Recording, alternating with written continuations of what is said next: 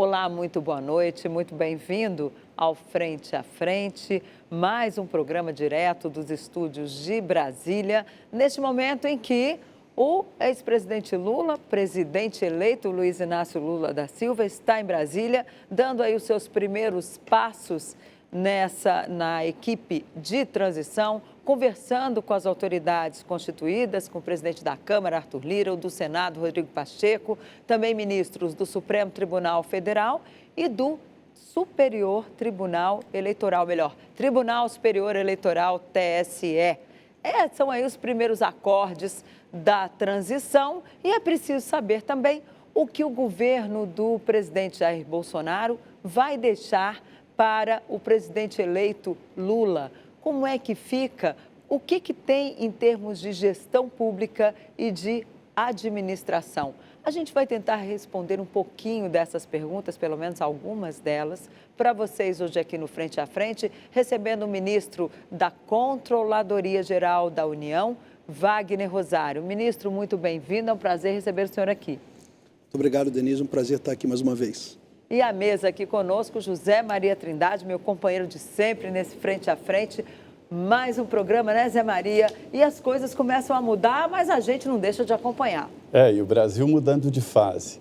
Olha, uma sucessão presidencial, ela passa por 4 fases. Isso é uma divisão minha. A primeira fase é a eleição propriamente dita. A segunda fase é a posse. Há que se ter um cuidado especial com a posse. Terceira fase é a formação de governo e depois tem a quarta, que é a governabilidade. Nós estamos agora exatamente nos preparando para a posse do presidente eleito Luiz Inácio Lula da Silva. Essas conversas, Denise, ele tem falado muito e discutido muito a estabilidade democrática. O ministro Wagner Rosário, apesar dessa cara de novo aí, é muito experiente, já está há 6 anos é um ministério na Controladoria Geral da União, e é um órgão muito importante. Faz um controle geral de gastos públicos e ele é um especialista, mestrado né, em anticorrupção na Espanha, enfim, se preparou para isso. Ministro, um dos pontos desta fase atual, que é a preparação para a posse, está o debate sobre mudanças. Vão esticar de novo a esplanada dos ministérios, mudar vários órgãos. Isso dificulta para a organização ou reorganização do Estado? Olha, primeiro boa tarde a todos, prazer estar aqui. Bem,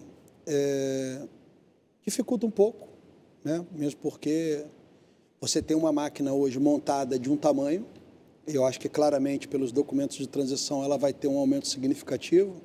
Estamos pulando aí de 22 para 31 ministérios, pelo menos... 23 hoje, né? 23 hoje, claro, com o Ministério do Trabalho que foi criado. E deve passar para 31. Passa para 31, é um aumento significativo, porque quando você cria um ministério, você cria toda a estrutura administrativa separada do ministério, com equipe responsável pela licitação, pela gestão, por tudo. Então, você gera esse problema, com um aumento de gastos, óbvio, que está vinculado a essa mudança de... Aumenta gastos. Aumenta gastos, com certeza. Você cria mais ministérios, você cria cargo, você cria um ministério, vai ter um assessor especial de controle interno, vai ter um secretário executivo, vai ter os secretários. Dividir os ministérios, tem que dividir isso e criar novos cargos. Então, eu acho que são desafios que o novo governo vai ter dentro de um orçamento que a gente já sabe que é restrito. Então, cabe ao próximo governo encontrar os espaços orçamentários para efetivação desse processo. O senhor acha possível ampliar o orçamento sem criar novos impostos ou vai ter que vir por essa... Olha, hoje a nossa arrecadação está bastante grande. O problema acho que não está muito vinculado à arrecadação, o problema está mais vinculado à parte do teto de gastos. Você tem um teto hoje e esse teto ele tem, com suas críticas ou não, uma âncora que segura o governo e traz uma responsabilidade fiscal. Né? A partir do momento que você quebrar, você tem que ver como é que o mercado reage a isso, quais são as consequências macroeconômicas dessa decisão. Eu acho que é isso tudo que um novo governo tem que avaliar, colocar na balança e responder pelos resultados de cada ação que tomar. Ô, ministro, a Denise falou de um ponto muito importante, que é orçamento, né? Eu tenho uma dúvida técnica. O Orçamento Geral da União, isso é normal, né? Ele é apresentado ao Congresso até agosto e, quando chega o novo governo, ele administra com o orçamento antigo. Sim. Eu vejo uma incoerência ali, aumentar o número de ministérios, mas o orçamento não tem gastos para esses novos ministérios. Como é que será isso? Ele vai ter que entrar com um PLN, um projeto de lei, né, específico para mudar o orçamento. Mudar a PELOA, né? A PELOA não, já a LOA, né? A Lei Orçamentária Nova. Porque me falaram que, por exemplo, gastos da habitação para o ministério que for habitação, os gastos vão. Pode ser assim? Pode, entrando com uma mudança na lei orçamentária, fazendo a distribuição dos recursos, criando novas áreas. Então, o orçamento vai ter que ser totalmente reformulado. Hein? Vai ser refeito, né? É. Não tem nós fizemos isso na nossa entrada, mas só que nós fizemos enxugando, juntando... Eram 39, passou para 22. Passou para 22. Agora, nós temos uma outra situação. Você vai ter que ampliar e pegar os recursos que já não são muito grandes para cada ministério e dividir por mais 8. Né? Porque não vai ter recurso novo. E para ampliar o Bolsa Família, que ele quer recriar, o Auxílio Brasil, precisa de medida provisória? Eu digo hoje que isso não cabe no orçamento. O que está sendo discutido nessa PEC da transição é justamente você ter uma aceitação de que esses gastos sejam realizados fora do teto de gastos. Então, acho que essa é a discussão que vai ter entre parlamento e governo. Tem que ser PEC. Vai ter que se mudar na Constituição, porque nós temos o teto dos gastos foi criado por uma emenda da Constituição. Agora, ele também quer mais 150 para quem recebe Bolsa Família ou Auxílio Brasil e tem filhos pequenos em idade escolar. Tem Sim. também a questão da correção do salário mínimo. Dá para fazer tudo numa proposta de emenda constitucional só? Fazer os cálculos, o senhor que já fez várias, né, já teve vários projetos ali de interesse do governo no Congresso, sabe que lá não é tão fácil aprovar as coisas, né? O senhor acha que é fácil aprovar uma PEC desse tipo? Agora é um trabalho da articulação do governo, da articulação política do governo com o parlamento. Né? Sempre é possível, se for aprovado por lei e os representantes do povo dentro do parlamento aprovarem, né?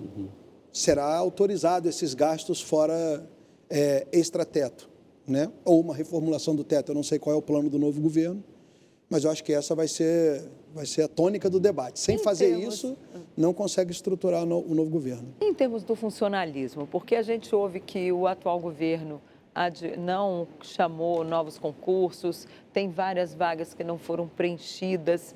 Isso é possível? Tem dinheiro para preencher? O senhor acha que tem espaço aí para equacionar essa questão do funcionalismo público? Sim, eu acho que o governo não é que ele não fez. O governo, por exemplo, eu, CGU, fiz um concurso agora e dei posse a 375 novos servidores. A Polícia Federal e a Polícia Rodoviária Federal também realizaram. O governo selecionou os órgãos que ele avaliou que já não haviam mais como postergar essas contratações e nós efetuamos essas contratações efetivamente. Acho que o maior desafio que vai ter agora em relação ao funcionalismo, nós temos áreas que vão necessitar de concursos, como o INSS e outros, e isso o governo vai ter que analisar, vai ter que, claro, dentro da responsabilidade fiscal, dentro dos limites de gasto do pessoal, ampliar e priorizar essas contratações. E nós também temos uma demanda reprimida dos servidores sobre o reajuste que a pandemia, infelizmente, atrapalhou essa demanda. Então, é um conjunto de ações que geram impactos orçamentários e financeiros que vão ter que ser discutidos e solucionados pela nova equipe. Olha, ministro, tem um debate muito importante. Só para terminar aqui, sim, Zé Maria, um minutinho, porque já tem esses recursos para o reajuste dos servidores no orçamento, né? Se não me engano, pelo que eu me recordo, foi perto de 5%, né, que foi separado. Se buscava um valor maior para os servidores, mas o que cabia nesse momento, até agora, para apresentar o projeto de lei, ficou perto de 5%, acho que 4,7%, alguma coisa assim. Então, essa agora é uma discussão que vai estar também na pauta do próximo governo. Desculpa, Zé.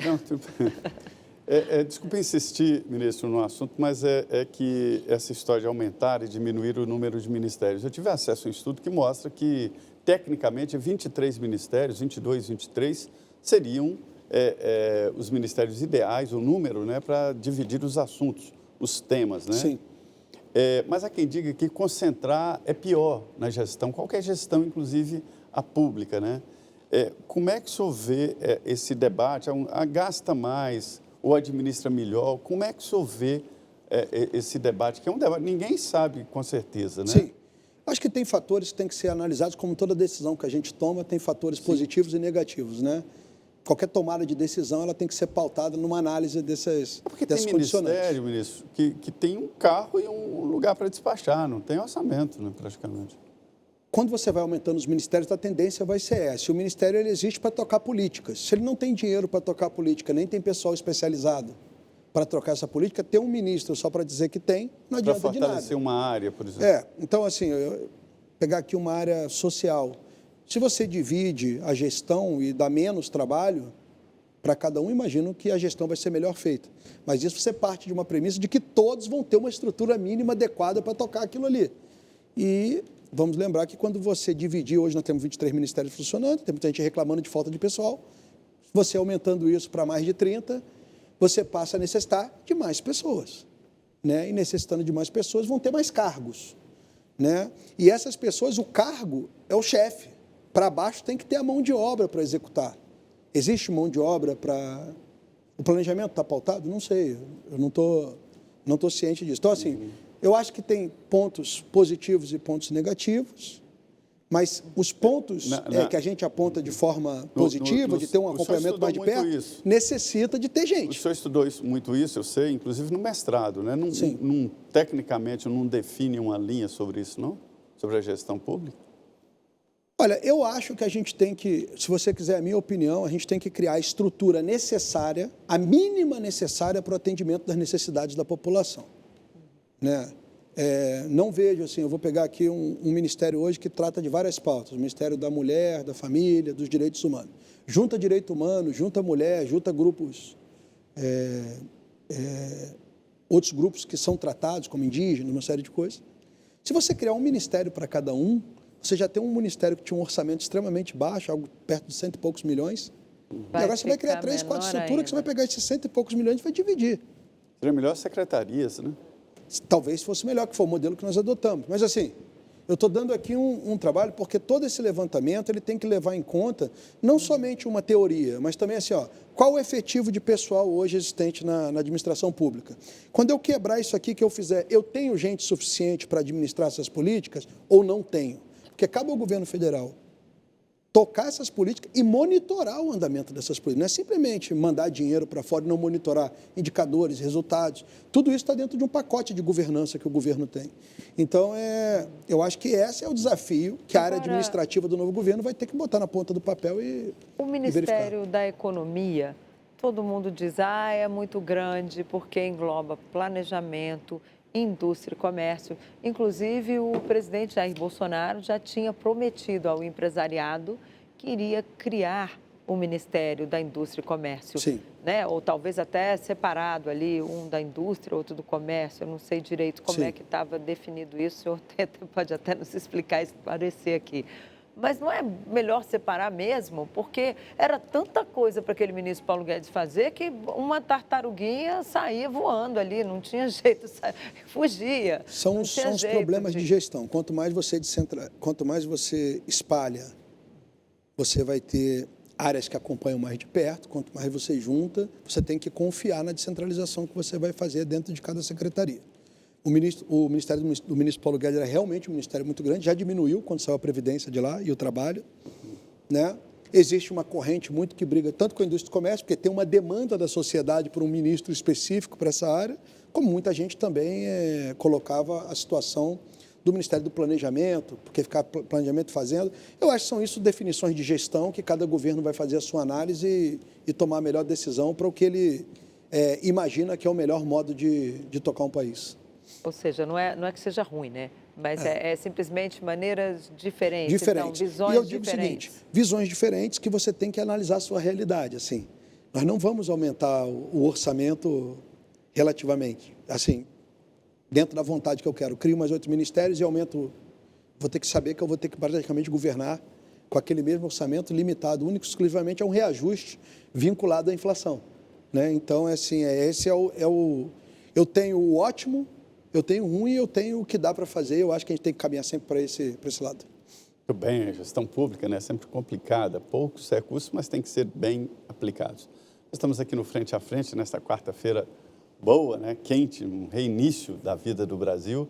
E nós vamos agora um intervalo de 2 minutos e estaremos aqui de volta no Frente a Frente.